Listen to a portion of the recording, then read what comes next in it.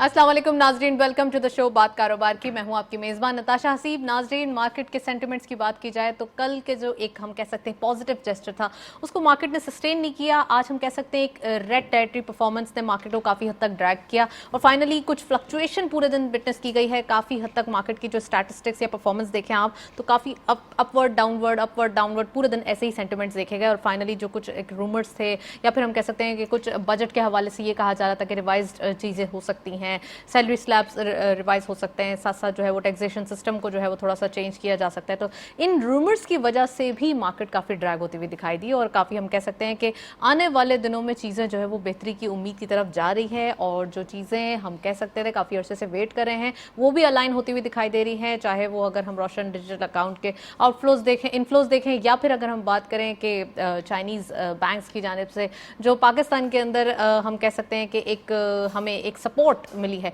वो काफ़ी हद तक इम्पॉर्टेंट है। ये तमाम चीज़ें मिलकर पाकिस्तान की इकोनॉमी के लिए एक पिलर या एक सपोर्टिव मेजर जो है वो क्रिएट करता हुआ दिखाई दे रहा है। फर्स्ट सेगमेंट की तरफ चलते हैं और बाकी प्रोग्राम को आगे बढ़ाते हैं।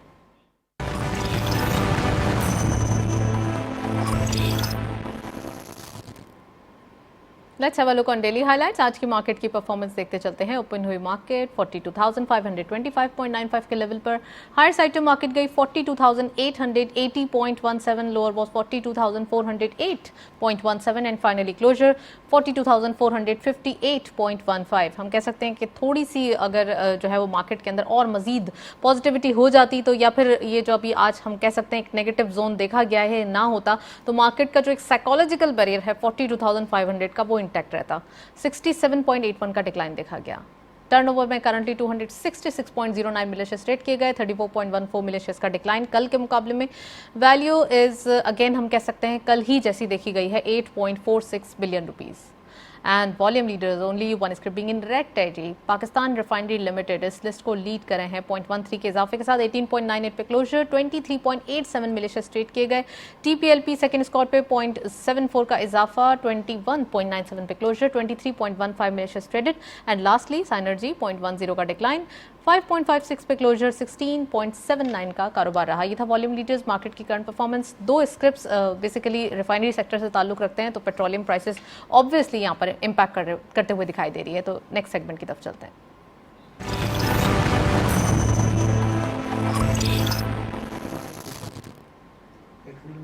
टॉपिक ऑफ द डे में आज हम बात करने वाले हैं आईएमएफ की डील के हवाले से, जो कि ऑब्वियसली एक लाइफ लाइन है पाकिस्तान के लिए। काफ़ी हद तक चीज़ें बेहतर हो गई हैं और जितने मेजर्स रिक्वायर्ड थे या जितनी कंडीशन के अंदर हमारे पास मेजर लेने के लिए इनिशिएट करने के लिए कहा गया था वो तमाम चीज़ें हो चुकी हैं, तैयारी मुकम्मल हो चुकी है और कहा यह जा रहा है 1 या 2 दिन के अंदर ये ट्रांच भी रिलीज़ हो जाएगी। तो that's good. Actually collection of targets हम कह सकते हैं कि टैक्सेशन के हवाले से जो टारगेट सेट किए गए थे वो भी अब काफ़ी हद तक चीज़ें सेट कर दी गई हैं। क्या क्या चीज़ें की हैं, क्या क्या करना बाकी है, आज हम प्रोग्राम में डिटेल डिस्कशन करेंगे। तो ये टॉपिक हम जरूर आज डिस्कस करेंगे। इकोनॉमिक ट्रिगर्स क्या क्या हैं। ऑब्वियसली सब बात करते हैं कि लैक ऑफ ट्रिगर्स है, इकोनॉमी जो है वो लैकिंग, यहाँ पर उनके ट्रिगर्स नहीं है। तो अब आज हम बात करने वाले हैं हमारे पास इन हैंड कौन से ट्रिगर्स हैं और अपकमिंग ट्रिगर्स कौन कौन से हैं। एफएटीएफ के हवाले से एक अच्छी न्यूज़ है मार्केट के अंदर, आईएमएफ की ऑब्वियसली एक न्यूज़ है और साथ साथ आने वाले दिनों में कौन कौन से मेजर्स हैं जो मजीद मार्केट को, इकोनॉमी को सपोर्ट दे सकते हैं। और लास्टली रोशन डिजिटल अकाउंट के हवाले से एक न्यूज़ है जिसमें सिंगल डे में काफ़ी हद तक जो है वो एक अच्छा अमाउंट जनरेट हुआ है, डिपॉजिट हुआ है। आप ये ट्वीट भी देख रहे हैं, स्टेट बैंक ऑफ पाकिस्तान ने ये खुशखबरी सुनाई है। $57 मिलियन का इन अ सिंगल डे डिपॉजिट होना रोशन डिजिटल अकाउंट के अंदर, ये अपने आप में एक कॉन्फिडेंस है पाकिस्तान की इकोनॉमी पे। रेमिटेंसेस की सूरत में खासकर हम कह सकते हैं कि अगर थोड़ा सा आईटी के बिजनेसेस की जानिब से भी देखा जाए तो वहाँ से भी जो इनफ्लोज हैं वो भी एक्सपेक्टेशन यही होती है कि आरडी के थ्रू जो है वो आ रहे हैं। तो ऑब्वियसली ये एक पाकिस्तान की इकोनॉमी के लिए अच्छी न्यूज़ है और साथ साथ अगर आप थोड़ा सा ये स्टैटिस्टिक्स देखें तो यहाँ पे जो एक परफॉर्मेंस है वो डेली बेसिस पे और ईयरली बेसिस पे जो है वो बढ़ती हुई ही दिखाई दे रही है। तो ये बहुत ज़बरदस्त न्यूज़ है और साथ साथ अगर टोटल इनफ्लोज की बात की जाए तो $4.5 बिलियन के हो चुके हैं ये टोटल अमाउंट। इट मीन्स कि पाकिस्तान की इकोनॉमी के लिए एक बहुत बड़ा कुशर है। हमारे पास एक्सक्लूसिव पैनल है, उनको खुशामदीद कहते हैं, प्रोग्राम में गुफ्तगू में शामिल करते हैं। राशिद सिद्दीकी साहब हमारे साथ मौजूद हैं, फॉर्मर प्रेसिडेंट कार्टी। उनसे अस्सलाम वालेकुम sir, welcome to the show. और हमारे साथ मौजूद हैं अंजुम निसार साहब, आप फॉर्मर प्रेसिडेंट हैं केसीसीआई के, उनको भी खुशामदीद कहते हैं। अस्सलाम वालेकुम, welcome to the show. Anjum sahab, आपने टॉपिक्स भी देखे हैं और आपने डिटेल जो है वो ट्वीट भी देख ली है आरडीए के हवाले से। टॉपिक्स के अंदर हम आईएमएफ में भी डिस्कशन कर रहे हैं, इकोनॉमिक ट्रिगर्स के भी हवाले से बात करें, लेकिन मैं सबसे पहले पूछना चाहूँगी कि आरडीए के हवाले से जो न्यूज़ आई है, इतने ज़बरदस्त एक कॉन्फिडेंस बिल्डअप हो रहा है इन्वेस्टर्स की जानिब से, पाकिस्तान ओवरसीज़ पाकिस्तानीज़ की जानिब से रेमिटेंसेस की सूरत में, कैसा देख रहे हैं? लेकिन नताशा मेरे ख्याल बहुत अच्छी बात है, काफ़ी अर्से बाद 5-6 हफ्ते बाद अच्छी न्यूज़ सुनने को मिल रही है। अच्छी न्यूज़ ये ठीक है, लोन की सूरत में होता है, जब हम आरडीए भी लेते हैं $4-5 बिलियन उस पर हमें इंटरेस्ट रेट देना है 5% और 7%, विच इज़ वेरी हाई। लेकिन मौजूदा हालात में जबकि शदीद ज़रूरत है हमें फॉरेन एक्सचेंज की, करेंसी स्टेबिलिटी की, तो मैं समझता हूँ इट्स अ गुड साइन। अगर 4.5 पे पहुँचे, इसका मतलब यही रफ्तार रही तो हम अगले क्वार्टर तक 5 बिलियन क्रॉस कर जाएंगे, विच इज़ वेरी गुड। हमें सिक्योरिटी चाहिए थी, फॉरेन एक्सचेंज चाहिए था, और साथ साथ जो आपने आईएमएफ की बात की उसकी भी न्यूज़ अच्छी आ रही है फ्रंट पे। मैं पहले बात की कि लोन लेना अच्छी बात नहीं होती, लेकिन मौजूदा सूरत हमें पाकिस्तान को निकालना है। जो मुश्किलात हैं, जो मुश्किलात दरपेश हैं, या आने वाले दिनों में पाकिस्तान का इंपोर्ट बिल जैसे बढ़ता चला जा रहा है। एक और जो बहुत अच्छी न्यूज़ है, अभी राशिद भाई से ये बात हुई थी, पूछा, पेट्रोलियम प्राइसेस पिछले 2-3 दिन से मैसिव नीचे आ रही हैं। आज सुबह से कोई 5% के करीब गिर चुकी हैं, पहले 6-7% फ्राइडे को कम हुई।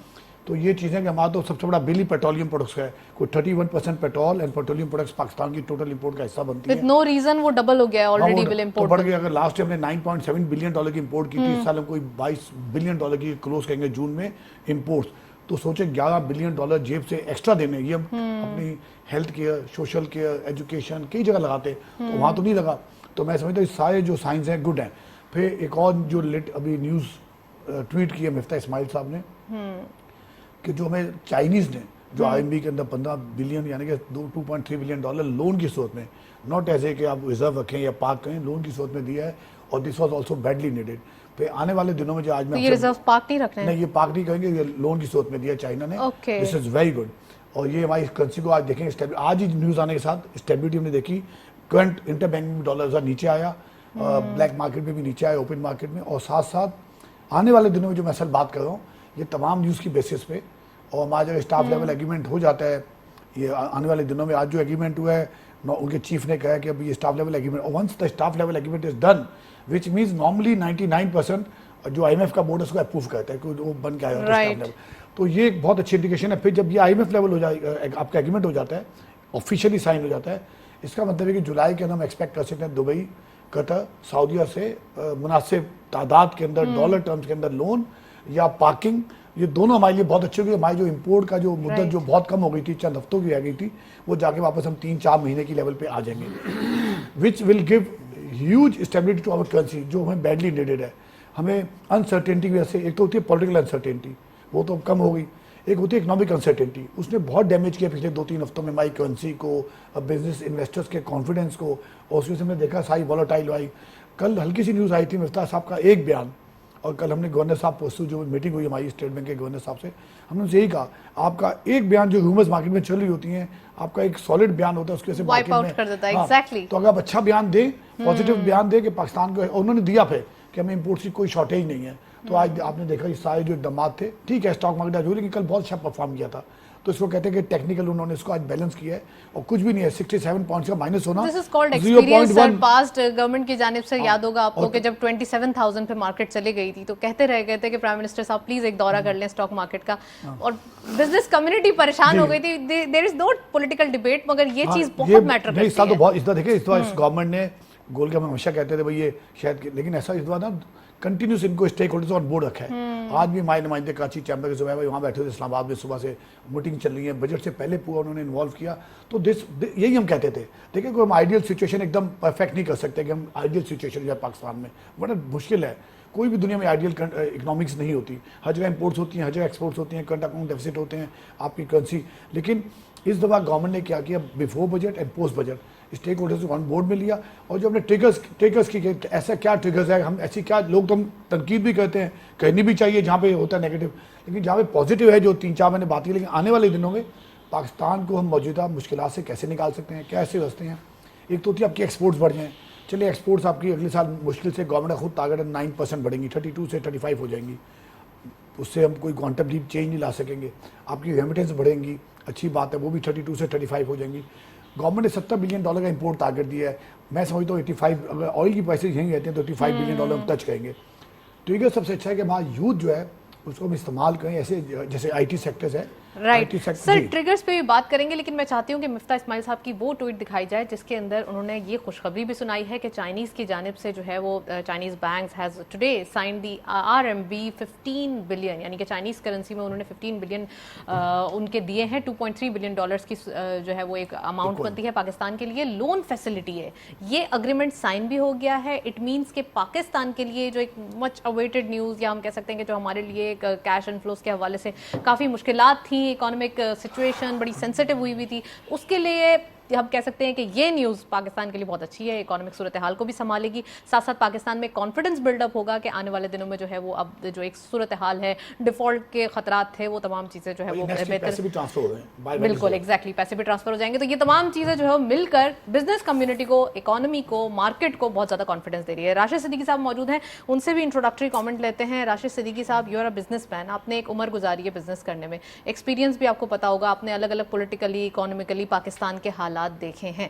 क्या समझते हैं आप अभी इन हालात में जो ये बजट पेश किया गया है, और जिस कदर एक पुअर तबके को, एक मिडिल क्लास तबके को जो सपोर्ट देने की कोशिश की गई है कि वो उनके ऊपर टैक्स भी ज़्यादा ना लगाए जाएं, उनको थोड़ा सा रिलीफ भी दिया जाए, और एट द सेम टाइम उन्होंने रिच तबके को जो है वो थोड़ा सा टैक्स की मद में ज़्यादा भारी जिम्मेदारी दे दी है, इसके बारे में प्लीज़ बताइए। देखिए, बजट तो नो डाउट कि जो इस वक्त हालात हैं, और ये हालात सिर्फ हमारे नहीं है, ये हालात इस वक्त पूरी दुनिया के, इन्फ्लेशन इस वक्त पूरी दुनिया में बढ़ रहा है। आज मेरे ख्याल से यूके के अंदर जो आज अनाउंस हुआ है वो मेरे ख्याल से बिटवीन 9 to 12% इन्फ्लेशन वहाँ पे भी आज अनाउंस हुआ है।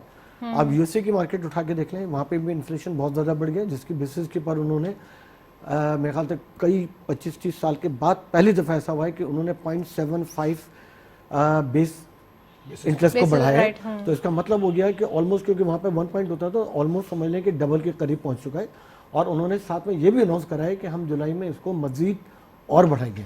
राइट, ठीक है। इस वक्त इन्फ्लेशन पूरी दुनिया का चैलेंज है, इस वक्त महंगाई पूरी दुनिया का चैलेंज है, इस वक्त ऑयल की प्राइसेस पूरी दुनिया की चैलेंजेस है। तो वही सेम चैलेंजेस हमारे पास भी हैं। तो अगर आप गौर करें तो इस वक्त जो वो मुल्क जो कि समझ लें कि इस वक्त अपना खुद कफील है हर लिहाज से, इकनॉमी तौर पे, एक्सपोर्ट के लिहाज से, हर लिहाज से, जब वहाँ पे इन्फ्लेशन का जो म्यार था वो इतना बड़ा म्यार है, तो उस इन हालात में जो पाकिस्तान की मार्केट थी, जिन हालात में इनको बजट पेश करना पड़ा, वो डेफिनेटली एक अल्टीमेट चैलेंजिंग थी, पॉलिटिकली भी, राइट, इकोनॉमिकली भी, और डिसएबिलिटी भी, जो सॉरी जो पाकिस्तान के पूरी दुनिया के अंदर इस वक्त जो अनस्टेबिलिटी चल रही है ना, तो ये तीनों चारों चैलेंजेस के सामने जहाँ पे लोग ये तवक्का कर रहे थे कि शायद पाकिस्तान जो है श्रीलंका बनने जा रहा है, जहाँ पे लोगों की ये सर ये तवक्को नहीं कर रहे थे, कुछ ये रूमर्स भी तो फैलाए जाते हैं ना, कुछ प्राइवेट मीडिया भी तो अपनी दुकान चलाता है। क्योंकि जो हालात थे, जो सेंटिमेंट्स थे ना, उसके लिहाज से कहने में ये आ रहा था कि शायद हम बड़े डिफॉल्ट के करीब आ गए। तो अगर उन हालात में देखें तो मौजूदा गवर्नमेंट को बजट बनाने के लिए जो टाइम स्पेंड मिला वो बहुत शॉर्ट था। लेकिन मुझे लगता यह है कि जब ये बीच में वो चल रहा था ना, सिलसिला चल रहा था कि गवर्नमेंट आएगी गिरेगी, आएगी गिरेगी, मुझे लगता है शायद उन्होंने एडवांस उसके ऊपर काम शुरू कर दिया था। राइट, उन्होंने इसके ऊपर शायद एडवांस काम कर दिया था, क्योंकि इस बजट से लगा ये है कि इस बजट के पर काम तो हुआ है, ठीक है। क्योंकि इस बजट के बारे में आप गौर करें तो इन्होंने तमाम चीज़ों को मद्देनजर रखते हुए, इन्फ्लेशन को मद्देनजर रखते हुए, डिसेबिलिटी को, मतलब जो अनस्टेबिलिटी को मद्देनजर रखते हुए, पूरी दुनिया के अंदर जो इस वक्त इकोनॉमी का, ऑयल के जो चैलेंजेस है, उन सबको मद्देनजर रखते हुए जिस तरह से, राइट। चलें जी, प्रोग्राम को मजीद कंटिन्यू करेंगे, एक ब्रेक की जानिब चलते हैं, स्टे ट्यून।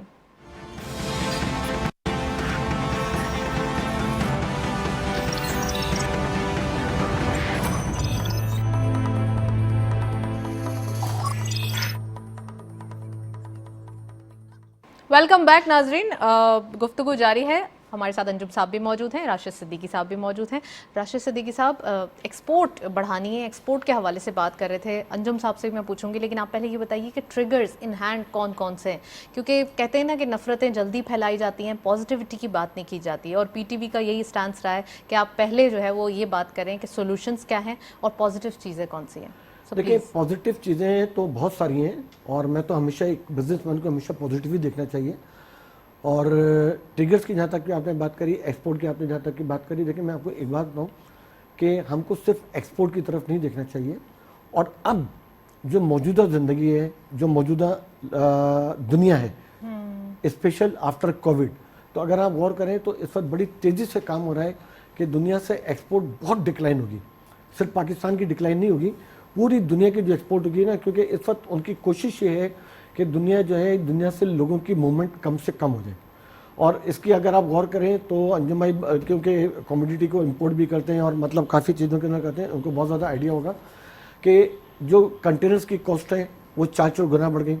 इससे पहले कंटेनर्स के ऊपर आपको पता होता था कि अगर आज पाकिस्तान से कंटेनर निकल गया तो कनाडा कम पहुँच जाएगा, अमेरिका कम पहुँच जाएगा। अब कंटेनर जस्ट फॉर नथिंग 2-2 महीने डिले हो जाते हैं, 3-3 महीने डिले हो जाते हैं। अच्छा, क्योंकि पाकिस्तान के अंदर 22 करोड़ की आवाम है और पाकिस्तान के अंदर अल्लाह ताला की तरफ से कुदरती हर चीज़ यहाँ पे मौजूद है। अगर हम उसके ऊपर गौर करें तो दुनिया की बेस्ट कॉटन हमारे पास है, दुनिया का बेहतरीन चावल हमारे पास है, दुनिया की बेहतरीन मैंगोज हमारे पास हैं, दुनिया की बेहतरीन कीनू हमारे पास है, दुनिया की बेहतरीन टूरिज्म हमारे पास है, दुनिया के बेहतरीन नेचुरल पहाड़ हमारे पास है, दुनिया के बेहतरीन दरिया हमारे पास है ना। तो हमको बजाय एक्सपोर्ट को हमको डेफिनेटली बढ़ाना चाहिए, लेकिन उसके साथ साथ अब मौजूदा और नई जो पॉलिसी चेंज हो रही है दुनिया की, उसके अंदर हमको सबसे पहले काम करना चाहिए कि अपने मैन्युफैक्चरिंग सेक्टर को बहुत ज़्यादा अहमियत देनी चाहिए। और इसके अंदर क्या करना चाहिए कि देखिए, जब आप अपनी मैन्युफैक्चरिंग बढ़ाएंगे ना तो वो 2 काम करेगी कि एक आपका इंपोर्ट का सब्स्टिट्यूट करेगी और दूसरा उस पर से एक पोर्शन आपका एक्सपोर्ट भी ऑटोमेटिक ज़रूर होगा। ठीक है, हमने बहुत अरसे से, जब से मेरे ख्याल से पाकिस्तान की इकोनॉमी के ऊपर हमने गौर करना शुरू करा है, तो हम वही 5 सेक्टर के ऊपर काम कर रहे हैं आज के दिन तक, जो मैं आपको बार बार कहता हूँ। हमको इस 5 सेक्टर से बाहर निकलना पड़ेगा। राइट, हमको सबसे पहले देखना सबके पड़ेगा, लिए एक ही मयार रखना चाहिए, सब एक्सपोर्ट्स के लिए एक ही मयार हमको रखना सबसे पहले ये देखना होगा कि हम पहले, जैसे मैं आपको एक मिसाल दे रहा हूँ कि हम सर्जिकल गुड्स बेताशा एक्सपोर्ट करते थे, आज नहीं कर रहे। हम स्पोर्ट्स गुड्स बहुत ज़्यादा एक्सपोर्ट करते थे, आज नहीं कर रहे। हमारी कारपेट बहुत ज़्यादा एक्सपोर्ट हुआ करती थी, आज हम उसको एक्सपोर्ट नहीं कर रहे। तो हमको ये देखना होगा कि जो एक्सपोर्ट हम पहले करते थे आज हम वो नहीं कर रहे, तो उसकी क्या रीज़न है, हम उसको दोबारा कैसे फाल कर सकते हैं। दूसरा हमको देखना ही पड़ेगा कि इस वक्त दुनिया में हम मजीद और कहाँ कहाँ अपनी कौन कौन सी मसनूआत को एक्सपोर्ट कर सकते हैं। ये पाकिस्तान के लिए जो है ना, इस वक्त जो हालात हैं वो डेफिनेटली बहुत चैलेंजिंग हालात हैं। तो जैसे हम अपनी इंडस्ट्री चलाते हैं तो हम अपने मार्केटिंग मैनेजर्स को एक टारगेट देते हैं कि तुमको महीने में इतने का सामान लेके आना है, बिजनेस लेके आना है, वरना तुम हमारे लिए बेकार हो जाओगे। तो इसी तरह दुनिया में हमने जहाँ जहाँ अपने फॉरेन वो बैठाए हुए हैं, कमर्शियल कॉन्सेप्ट बैठाए हुए हैं, हमको उनको टारगेट देना चाहिए कि आम के सीजन में तुमने इतनी एक्सपोर्ट लानी है, कीनों के सीजन में तुमने इतनी एक्सपोर्ट लानी है, कॉटन की तुमने इतनी एक्सपोर्ट लेके आनी है, लेदर की तुमने इतनी एक्सपोर्ट लेके आनी है, चावल की तुमने इतनी एक्सपोर्ट लेके आनी है, और साथ में जो पाकिस्तान का टूरिज्म है उसको तुमने कहाँ कहाँ कैसे कैसे मार्केटिंग करनी है। राइट, ठीक है। देखिए, जो टूरिज्म होते हैं ना दुनिया के अंदर, अगर किसी को भी देखें, उनको जो चीज़ें चाहिए होती है ना, एक अच्छा मौसम चाहिए होता है, एक अच्छे पहाड़ चाहिए होते हैं, एक अच्छे दरिया चाहिए होते हैं, या खंडरात चाहिए होते हैं ना, हमारे पास हर चीज़ मौजूद है। हमारे पास टेक्सटाइल चले जाए, मौजूदाड़ो चले जाए, फैसिलिटेट करने की जरूरत है, हमको फैसिलिटेट करने की जरूरत है। और उन टूरिज्म के लिए हमको, उन टूरिस्ट के लिए जो यहाँ पे आएंगे, उनके लिए एक इंफ्रास्ट्रक्चर बनाने के लिए ज़रूरत है।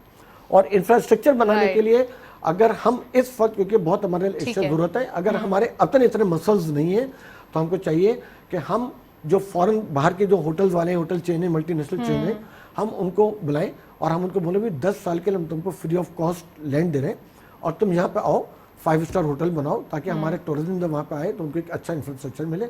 इसी तरह से उन इलाकों में आप रोड का नेटवर्क बनाएं, मोर देन एक्सीलेंट बनाएं। अगर आपके अपने मसल नहीं है, आप उसको ब्यूटी सिस्टम के ऊपर बाहर किसी को ठेके पे दे देंगे, भाई ठीक है, तुम यहाँ पे इन जगहों पे रोड बनाओ और एक उसका इंफ्रास्ट्रक्चर बनाओ, उसके ऊपर तुम अपना टूल टैक्स लगाओ, 10 साल में तुम अपने पैसे पूरे करो और उसके बाद तुम पाकिस्तान के हैंडओवर करके बाहर निकल जाओ। तो सिर्फ टूरिज्म से मैं आपको एक बात बताऊं कि जब एक टूरिस्ट आपके मुल्क में आएगा तो जब वो एयरपोर्ट पर उतरेगा तो आपको एयरपोर्ट का टैक्स देगा, जब वो एयरपोर्ट से निकल के टैक्सी हायर करेगा, होटल में जाएगा, आपको फॉरेन एक्सचेंज देगा, जब होटल में बैठ के वो खाना खाएगा तो आपको फॉरेन एक्सचेंज देगा, जब वो बाहर निकलेगा, अगर लेदर की पैंट, वो लेदर का जूता खरीद रहा है, कॉटन की पैंट खरीद रहा है, या जो कुछ खरीद रहा है ना, वो आपकी कॉटेज इंडस्ट्री को तरजीह देगा। इन बेसिस के ऊपर अगर आप काम करेंगे तो हमको दुनिया, देखें, दुनिया के अंदर एक्सपोर्ट करने के लिए आप मुहताज हैं कि दुनिया आपको एक्सपोर्ट की वो देगी, मार्केट देगी नहीं देगी, लेकिन अपनी मार्केट को वो करना है, क्योंकि आप 22 करोड़ के आवाम है। अगर आपने अपने टूरिज्म सबके लिए सोचना पड़ेगा। Sir, point taken. मैं अंजुम साहब से पूछना चाहूंगी। अंजुम साहब, बड़ी डिटेल एलैबोरेशन राशिद साहब ने की है, जिसके अंदर टूरिज्म के हवाले से, एक्सपोर्ट्स के हवाले से, कैसे हम किस तरीके से यूटिलाइज कर सकते हैं अपने रिसोर्सेज को। प्लीज आप इस पर बताइए। देखिए, मैं समझता हूँ राशिद भाई ने जो बातें की है बिल्कुल वही बातें गवर्नमेंट का समझ ले, सुन ले। देखिए, एक्सपोर्ट बिल्कुल बढ़ानी चाहिए, बट एक्सपोर्ट अल्टीमेटली दुनिया में हर मुल्क एक्सपोर्ट भी करता है, इंपोर्ट भी करता है। बहुत सारे मुल्क आज भी डेफिसिट में होते हैं, उनकी इंपोर्ट ज़्यादा होती है, एक्सपोर्ट ज़्यादा होती है। पाकिस्तान का अलमिया है कि हम ज़्यादातर चीज़ें यहाँ लोकल बनाते नहीं हैं।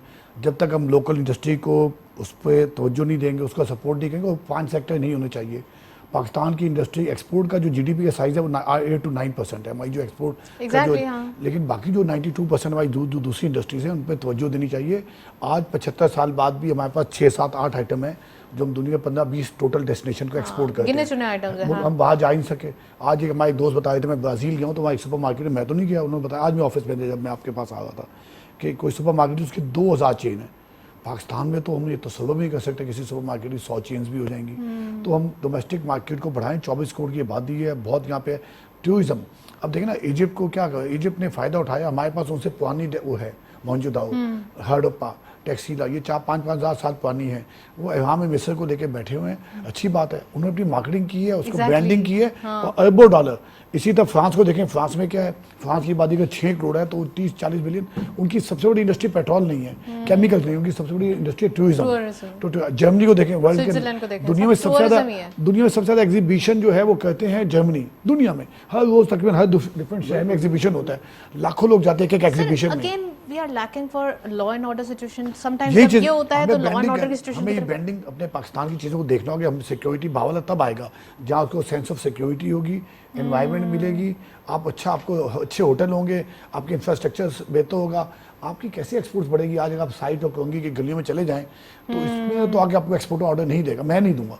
अगर बाहर का भाई हूँ तो बाहर वाले तो आप भूल जाएँ। तो ये चीज़ें बड़ी इंपॉर्टेंट है पाकिस्तान की ब्रांडिंग, ये प्रोडक्ट का करने की। ये बिल्कुल सही बात करें कि सर्जिकल तो इतनी बड़ी इंडस्ट्री थी, क्यों गायब होती जा रही है, क्योंकि हम अपना सही तरीके से पेश नहीं कर सके उनको। जर्मन की मैं हमेशा कहता हूँ, ये जो इन्होंने सर्जिकल की बात की, आज मैं फिर रिपीट कर देता हूँ। सियालकोट में आज 2 फैक्ट्रियाँ हैं, एक पाकिस्तानी मैं चला रहा हूँ, एक में नेक्स्ट डोर जर्मन चला रहा है, ये ऐसा है। और जो वो मैं चलाता हूँ, मैं सर्जिकल को सीजर बनाता हूँ, तो मेरी सीजर का मैक्सिमम मुझे जर्मनी में, मैं कहता हूँ अंजुम आसिफ की एक कंपनी है और ये सीजर देगी, वो कहते हैं 1 यूरो दे दो, 1 यूरो में। मेरे नेक्स्ट डोर नेबर है, वही लेबर है पाकिस्तानी, वही बिजली की हमारी कॉस्ट है, उसका नाम है डॉक्टर श्वाइसबर्गर, वो जर्मन नाम है। जब वो जर्मनी में कहता है तो उसी की वही शेल्फ पे पड़ी हुई लिखा होता है made in Pakistan by this नया ब्रांड है जो, और 7 वाला ब्रांड वो 12 यूरो की है। यानी वैल्यू एडिशन की जो बात की हमने पाकिस्तान में, वही लेबर, वही फैक्ट्री, वही कॉस्ट, वही शहर सियालकोट, हमारी उसको मार्केटिंग अच्छी मिलती है। जर्मन जब जर्मन को देता कहते हैं यहाँ से चीटिंग नहीं होगी, टाइम पे माल पहुंचेगा, इसकी क्वालिटी का हालांकि। तो ये हमें जो है ये हमने अपना इमेज ब्रांडिंग ऑफ, ये मालदीव ने क्या किया, मलेशिया ने क्या किया, ये भाई इंडिया ने क्या किया। अगर इंडिया के अंदर हालत देखें आप जाके, क्या हालत है, देखो कहते हैं ये गुर्बत की इंतहा है वहां पर, देखा जाए तो वॉशरूम्स नहीं है, तो बहुत कुछ ऐसा। ये मालदीव वो मार्केटिंग करते हैं अपनी ब्रांडिंग की, हम नहीं कर सके। चलें तो हमें अपने गलती किसकी है, गलती हम लोगों की है, सबकी है। हमें समझता हूँ कि गवर्नमेंट की प्रायोरिटीज दूसरी हैं। गवर्नमेंट आती है IMF के पीछे सारे फाइनेंस बेचारे लगे होते हैं, ब्लेम गेम करें। अब इन्होंने भी कहा है कि हम आगे देखते हैं, हम छोड़ अच्छी बात है, ये अप्रिशिएट, ये बहुत अच्छी बात हुई। काफी ऐसे बाद हम ये देखें कि ठीक है जी, किसी के गवर्नमेंट ने कुछ किया था, वो जाने कोर्ट जाने ना जाने, वी आर ऑन दी, हमें ग्रोथ लेनी है और ग्रोथ हमें आगे बढ़ना है। हमारे पास इतना बड़ा यूथ है, इस यूथ को या तुम बेकार जाया कर दें और या यूथ को। सर यूथ का जिक्र कर लिया, यूथ तो मीम बनाने में बिजी है सर, क्यों आप यूथ को इस तरफ लगा रहे हैं? ना बनाएं। और मैं इनको कहता हूँ, मैं जब यूनिवर्सिटी जब जाते हैं कहीं भी, हम ये कहते हैं, आप ख्वातीन से भी कहते हैं भाई अपने बुंदे बिल्कुल कहें, लेकिन बुंदों को जब या फूलों की कहती हैं, ये नहीं से होगी। हॉलैंड की मार्केट 32 बिलियन यूरोस की आज है हॉलैंड। इसराइल 6% कहता है, कीनिया 13% कहता है हॉर्टिकल्चर में। हम तो पाकिस्तान का है ही नहीं, हम क्या कहते हैं। हालांकि ये इवन नीदरलैंड जिसकी मैंने मिसाल दी आपको, उनके ट्यूलिप की एक स्टैम्प बिकती है $7 की ट्यूलिप की। हम अपना गुलाब मोतिया जो दुनिया में कोई कम्पीट ही नहीं कर सकता, क्योंकि इंडस डेल्टा जो आ रहा है ऊपर से 8-10 हज़ार साल से जो हिमालय से पानी आ गया होता है, ये ज़मीन को सैराब करता है। जो गुलाब की खुशबू हमारी है, जो रात की रानी, चंबेलिया, मोती, ये कहीं दुनिया में है ही नहीं। हम मार्केटिंग नहीं कर सकते, हम गार्डन्स बना के तो ये फ्रेश फूड्स की बात की, तो हमें ये फ्रेश फूड्स के देने, हमारे जैसे चौंसा कहीं नहीं जा सकता। जब मैंने बाहर की मल्टीनेशनल आई, मैं फूड में काम करता हूँ, तो वो उन्हें जब ज़मीन को टच किया, फर्टिलाइजर्स होंगे, उन्होंने कहा यार ये कीनू, ये ज़मीन ऐसी है, ये तो डायमंड प्लेटिनियम है, हम अपनी ब्रांडिंग नहीं कर सकते। कीनू तो हमारी स्पेशलिटी हो, दिस इज फ्रॉम पाकिस्तान, एक कीनू $3-3 का बिके। ओकरा इंडिया एक्सपोर्ट करते हैं, हम अपनी ओकरा भिंडी एक्सपोर्ट नहीं कर पाते बाहर, तो हमें वो प्राइस नहीं मिलती, चूंकि हमारा कहते हैं पाकिस्तान वो नीचे रेट आता है। समझते हैं कि यहाँ पर वो वेस्टेज ज्यादा हो जाती है, वहाँ पर वो सप्लाई चेन बनानी पड़ेगी, सप्लाई चेन देनी पड़ेगी। आप 40% जब जाया करेंगे, आपकी चौंसा की प्रोडक्शन 2-3 टन होगी मैंगो की, नेक्स्ट डोर नेबर इंडिया की 7-8-10 टन होगी, चाइना वर्ल्ड लार्जेस्ट प्रोड्यूसर बनता जा रहा है। तो हम अगर वही फर्टिलाइजर डालेंगे तो कॉस्ट तो वही ज़्यादा आ जाएगी उसके अंदर, उसी 1 एकड़ के अंदर। तो हमें अपनी पर एकड़ प्रोडक्शन बढ़ानी है। ये अल्लाह ने ज़मीन, ये इंसानों ने लकीर बनाई है, ये इंडिया ये पाकिस्तान है, ज़मीन तो इंसानों ने बना लकीर डाल दी कि आप जब लेकिन हम जैसे ही कदम यहाँ रखते हैं इस तरफ, इस पंजाब में, तो उनकी तो हमसे बहुत आगे है। राइस हो, गंदम हो, चीनी हो, उनकी पर एकड़ प्रोडक्शन हमसे बहुत ज़्यादा है। और नेक्स्ट डोर नेबर जाते हैं चाइना, वो हमसे और ज़्यादा है। तो उन्होंने वैल्यू एडिशन कर लिया, उसी ज़मीन को हम 3 टन बनाते हैं, वो 10 टन बनाते हैं, 3 टाइम्स वैल्यू एडिशन की जरूरत है। थोड़ा सा हमारे पुराने तरीके छोड़ने होंगे, नए तरीकों पे आना पड़ेगा। लाजमी। आप अपनी कॉटन बेचते हैं, आप ऐड करें हर चीज के अंदर। आप राइस के अंदर दुनिया में कितनी वैरायटी है, चीज पे आप आ जाए। सर राइस के अंदर तो पाकिस्तान भी बहुत अच्छा है, सर, अच्छी बहुत बात आगे है, बहुत अच्छी। लेकिन $2 बिलियन, लेकिन फिर भी वो वैल्यू एडिशन से थोड़ा सा एक बात आपको आपके कतक लाने, चीज नॉर्मल एक आइटम है। फ्रांस के अंदर 3000 वैरायटीज हैं, हमारे पास नहीं है। हमारे पास एक वैरायटी में आदम चीज है, चेदर चीज बनाते हैं। भाई आप जब वैल्यूएशन करेंगे तो आपकी प्राइस बाय चीज़, इन चीज़ की वैल्यूएशन आपको बहुत ज़्यादा मिलेगी। इन्होंने वैल्यूएशन की है, इनकी है, तो इनको फिर फ़ायदा भी होता है माशाल्लाह, जाते हैं दुनिया में भी एक्सपोर्ट करते हैं। तो ये चीज़ें हैं, हमें अपनी इनके नाम पे ब्रांडिंग पे माल दिखता है। इनका अगर मैं कहूँगा मेरा ये बॉक्स है तो मुझे तो $1 मिलेगा, जब ये कहते हैं ये मेरा बॉक्स है इनको $1.5 मिलता है। तो here comes the branding, image, perception. यहाँ पे हमें इन्वेस्टमेंट मार्केट करने की जरूरत है, human beings and investment in branding Pakistan की इमेज होना चाहिए। राइट, राशिद साहब प्लीज FATF के हवाले से बताएं। एक और तलवार जो हमारे ऊपर लटकी हुई थी, अब अल्लाह के फजलो करम से जो है वो ये वाइप आउट होते हुए दिखाई दे रही है। FATF से फाइनली जो है वो ये हालात पैदा हो रहे हैं कि अब पाकिस्तान के लिए जो एक परसेप्शन था, एक लॉबिंग हो रही थी, एक पोलिटिसाइज मामला हो रहे थे, वो बड़े अच्छे होते हुए दिखाई दे रहे हैं। क्या कहेंगे सर? मुझे लग रहा है जो गवर्नमेंट है ना, ये कोई शायद अल्लाह ताला ये खास ब्लेसिंग लेके आई है, बड़ी बरकत लेके आई है। एग्जैक्टली, सारे काम अच्छे हो रहे हैं। आप पुराने बहुत सारे ऐसे काम जो आपके लिए जिल्लत आमिर बने हुए थे, रफ्ता रफ्ता सारी चीज़ें खत्म हो रही हैं। जब पिछली गवर्नमेंट गई थी तो लोगों का एक कॉन्सेप्ट था, नहीं जी ये तो चले गए, तो शायद अब रोशन डिजिटल अकाउंट के अंदर तो बड़ी ड्रॉप आ जाएगी और लोग जो है पैसे नहीं भेजेंगे क्योंकि लोग नारा है, लोग नाला है कि लोग रोशन डिजिटल अकाउंट के बजाय हुंडी से पैसा भेजना। ठीक है ना, ये सब वो थे क्योंकि शहबाज शरीफ का एक रिकॉर्ड तो हमेशा अच्छा रहा है। शहबाज शरीफ हमेशा एक एज अ डूअर मशहूर रहे। अच्छा, मैं कुछ ऐसे लोगों को जानता हूँ कि जब शहबाज शरीफ वजीर आला थे पंजाब के और वो लोग यहाँ से पाकिस्तान कराची से बैठ के उनको कुछ काम कर रहे होते थे, तो मैंने उनसे ऐसे, ये मेरी हॉबी क्या है, तो मैंने उनसे पूछा था यार तुमसे कितनी किकबैक मांगी जाती थी? बोले यार उस ज़माने में जब हम जाते थे तो वो सिर्फ काम मांगते थे और काम की क्वालिटी के अंदर वो किसी किस्म का कंप्रोमाइज़ वहाँ पे काबिल कबूल नहीं होता था, जीरो टॉलरेंस होती थी। और सिर्फ बोले आज तक मैंने कोई सिंगल पैनी की भी कोई हमने किकबैक वहाँ पे नहीं दी। रात को 11 बजे अलग फ्लाइट हो रही है, सुबह 6 बजे अलग फ्लाइट हो रही है, आराम कब करते हैं? तो अब आप देखें कि इन्होंने आने के साथ ही इतने बुरे माहौल में आए थे, ये इतने बदतरीन माहौल में आए थे जिसकी कोई इंतहा नहीं थी, बहुत मुश्किल हालात। लेकिन जितनी तेजी से उन्होंने FATF के ऊपर भी माशाल्लाह से काबू पा लिया। ये जो आपके रोशन डिजिटल अकाउंट में जो पैसा है ये बहुत खुश आइंद है। चाइना IMF के साथ एक आपकी डील हो गई, चाइना अब आपको पैसा देने के लिए तैयार है। सर ये सब इतना होने के बावजूद still we are facing critics. Critics तो कितना सारा ऑपोजिशन की जानिब से या डिफरेंट क्रिटिक्स का जो है ना एक बहुत बड़े जिम्मेदार आप लोग भी हैं, यानी कि मीडिया। अच्छा, अब मीडिया इतना तो बड़ा जिम्मेदार प्राइवेट मीडिया PTV को एग्जाम्पल करते हैं। मानिएगा मीडिया के साथ साथ जिम्मेदार जो है ना व्यूवर्स भी है। देखिए मीडिया वो दिखाता है जो व्यूवर्स देखना चाहता है। अब सर आप इतना नफरत अंगेज जब आप उनको डेली बेसिस पे कंटेंट देते रहेंगे तो उनका माइंडसेट यही हो जाएगा। मैं आपको एक मिसाल दे रहा हूँ, भोले भाले लोगों को क्यों एक गलत तरीके पे लगाना? मैं आपको वही मिसाल दे रहा हूँ कि एक प्राइवेट मीडिया पे एक रेड पट्टी लगा दें कि आज शहबाज शरीफ तहज्जुद की नमाज पढ़ते हुए देखे गए, तो लगेंगे यार ये मीडिया तो बिक गया यार, देखो यार शहबाज शरीफ की वो कर रहा है। और वहीं पर आप एक रेड पट्टी लगा दें कि शहबाज शरीफ आज बाहर से शराब की हालत में धुत निकलते हुए, तो वो एक ब्रेकिंग अजीब, ठीक है ना। तो व्यूअर जो होगा ना वो उस खबर को बहुत पसंद करेगा जो शराब पीते हुए पकड़े गए। चलिए ये तो सर अजीब बात हो गई, एग्जांपल थोड़ी। मैं आपको एग्जांपल ये दे रहा हूँ कि ये मीडिया से ज्यादा कसूर व्यूवर्स का है कि व्यूवर्स जो है ना आजकल जो आवाम है ना वो पॉजिटिव देखना नहीं चाहती, वो नेगेटिव को ज्यादा वो दे रही। तो मैं आपके तवज्जुह से एक आवाम को मैसेज देना चाहता हूँ कि अवाम को पॉजिटिव होना पड़ेगा, अवाम को अफवाहों से बाहर निकलना पड़ेगा और प्रैक्टिकल देखना पड़ेगा। Exactly. आप टीवी को देखें। ऑल्दो हमारे प्राइम मिनिस्टर साहब की बात करें तो जो राशिद सिद्दीकी साहब ने थोड़ा सा बताया है, लेकिन इसकी एग्जांपल ये है कि वो दिन रात मेहनत कर रहे हैं। आपने सुबह देखा होगा जब जिस दिन फर्स्ट डे ओथ लेने के बाद जब वो गए थे तो सुबह ही सुबह प्राइम मिनिस्टर हाउस में चले गए 7 बजे, जब वो ओपन भी नहीं हुआ था। तो इट मीन्स कि यहाँ पे काम करने की धुन सवार है और पाकिस्तान के लिए काम करना है, स्टेट के लिए काम करना है। ये कोई इशू है तो हमने उनको इनवाइट किया कराची चैम्बर ने। 19 तारीख को इशू हुआ था कोई ट्रेड के ऊपर, तो वो he was here in Karachi on 21st। और फिर वो हमें 2 बार इस्लामाबाद बुला चाहिए प्राइम मिनिस्टर, जिनको टाइम नहीं मिलता था, आमतौर पर नहीं मिलता बट ही इज देयर। तो मैं तो कहता हूँ अच्छी बात है और ये सारी हमें गुड न्यूज मिलेंगी। और गवादर के हवाले से देखें, सीपैक के हवाले से देखें, सपोर्टिंग हम देखते हैं कौन गवर्नमेंट काम करती है पब्लिक के लिए। और अगर अच्छी न्यूज आ रही है, अच्छी वाइब्स आ रही हैं, 2-3 महीने में सबसे बड़ा मसला है पेट्रोलियम प्राइसेस का। और बड़ी अच्छी बात है कि पिछले 2-3 दिन से प्राइसेस नीचे, अगर ये हमें वापस 80-90 पे पहुंच जाती हैं, पाकिस्तान के बहुत ज्यादा मसाइल हमें जो 1-2 बिलियन के लिए चाइना माशा अच्छी बात है देते हैं, हमारी सपोर्ट करते हैं। हम $11 बिलियन का जो इस साल हमें पेट्रोल लगा, ये वापस 70-80 पे आ जाता है तो बहुत रिलीफ मिल जाएगा हमारे को बहुत। और ये हमें शॉर्ट टर्म लोन है जो इस साल देने हैं, 2 साल 3 साल बाद हमारी पेमेंट्स इतनी ज़्यादा नहीं है, तो आगे अच्छी चीज़ें हैं। We should be positive.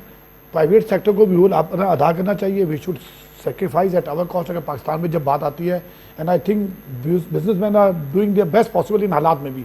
और मुझे लगता है इन्फ्लेशन, कल भी हमारी परसों गवर्नर साहब बात हुई थी, पेट्रोलियम प्राइसेस जैसे नीचे आएंगे, इन्फ्लेशन का ट्रेंड लोग तो अगस्त में कहते हैं, सितंबर में कहते हैं, मैं शायद कहता हूँ कि बेहतर हो जाएगा ट्रेंड, क्योंकि सारा इन्फ्लेशन होता है, करेंसी की स्टेबिलिटी हमें मिल जाती है और मिल जाएगी। और राशिद साहब की वही बात कि एक्सपोर्टर्स को जो है वो इंसेंटिव देना चाहिए, कोई सेक्टर वाइज नहीं बल्कि पूरे ऑल सेक्टर्स को देना चाहिए। चलिए सर, मजीद गुफ्तगू को आगे बढ़ाते हैं, नेक्स्ट सेगमेंट की तरफ चलते हैं।